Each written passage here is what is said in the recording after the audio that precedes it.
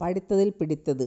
சிவநாடார் இந்தியாவிலேயே அதிக நன்கொடை அதானியை விட மடங்கு அதிகம், 6 மடங்கு அதிகம். 2022 பாரி வள்ளல். சிவநாடார் ஒரு நாளுக்கு சராசரியாக 3 கோடி ரூபாய் தானம் செய்கிறார்.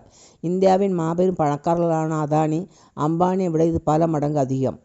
இந்திய பணக்காரர்களின் அதிகம் சம்பாதிப்பவர், விலையுயர்ந்த கார் வைத்திருப்பவர், அரண்மனை போன்ற வீடு வைத்திருப்பவர்களே நமக்கு தெரியும். ஆனால் அதிகமாக தானம் செய்பவரை நமக்கு தெரியுமா? தமிழகத்தின் திருச்செந்தூரை சேர்ந்த சிவநாடார் தான் இந்தியாவிலேயே அதிக தானம் செய்திருக்கிறார். கடந்த ஆண்டு மட்டும் 1161 கோடி ரூபாய் தானம் செய்து மீண்டும் இந்த பட்டியலில் முதலிடத்தை பிடித்திருக்கிறார். கடந்த ஆண்டு விப்ரோ நிறுவனம் அசீம் பிரேம்ஜி முதலிடத்தில் இருந்தார். இந்த ஆண்டு அவர் 454 கோடி தானம் செய்து 2வது இடத்தை பிடித்திருக்கிறார். சிவநாடார் ஒரு நாளுக்கு சராசரியாக 3 கோடி ரூபாய் தானம் செய்கிறார். இந்தியாவின் மாபெரும் பணக்காரர்களான அதானி, அம்பானியை விட இது பல மடங்கு அதிகம். சிவநாடார் அவரது தந்தை சுப்பிரமணியம் நினைவாக SSN கல்லூரியை நிறுவினார். சிவநாடார் அறக்கட்டளை பலதரப்பில் தொடர்ந்து உதவிகளை செய்து வருகிறது. சிவநாடார் பல்கலைக்கழகம், சிவநாடார் பள்ளி, சிக்ஷா இனிஷியேட்டிவ், கிரண் நாடார் மியூசியம் ஆகியவற்றை சிவநாடார் மற்றும் குடும்பத்தில் நடத்துகின்றனர். இந்த பட்டியலில் உள்ள பெண்களில் ரோஹிணி நிலேகனி முதலிடம் பெற்றுள்ளார். இவர் ஒரு ஆண்டுக்கு 120 கோடி நன்கொடை செய்துள்ளார்.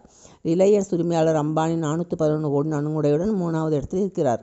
இந்தியாவின் முதல் பணக்காரரான அதானி 190 கோடி நன்கொடை செய்து 7வது இடத்தில் இருக்கிறார். இந்த பட்டியலின்படி பணக்காரர்கள் அதிகமாக கல்விக்கும் தொடர்ந்து மருத்துவத்துக்கும் அதிக நன்கொடைகளை வழங்குகின்றனர். சிவநாடார் பல முறை அதிக நன்கொடையாளர்கள் வரிசையில் முதலிடம் வைத்திருக்கிறார். சிவநாடார் கும்பகோணத்தில் பள்ளிப்படிப்பையும் கோயம்புத்தூர் கல்லூரியையும் முடித்தார். புனேவில் தனியார் நிறுவனத்தில் வேலை செய்தபோது மைக்ரோகார்ப் என்ற பெயரில் கால்குலேட்டர் விற்பனை நிறுவனமாக நண்பர்களுடன் இணைந்து செயல்பட்டார். 1976ஆம் ஆண்டு HCL நிறுவனத்தை தொடங்கினார். 157 லட்சம் முதலீட்டில் தொடங்கப்பட்ட இந்த நிறுவனத்தின் தற்போது 29 லட்சம் கோடி சொந்தக்காரர்களுக்கு உரிமையாக இருக்கிறார். பிசினஸ் எக்ஸசைஸ் விருது, பத்மபூஷன் விருது, ஃபோர்ஸ் பத்திரிகையின் ஆசிரியர் மதமயம் உள்ளிட்ட பெற்றுள்ளார். தற்போது 77 வயதான இவருக்கு ரோஷினி என்ற மகளிர் உள்ளனர்.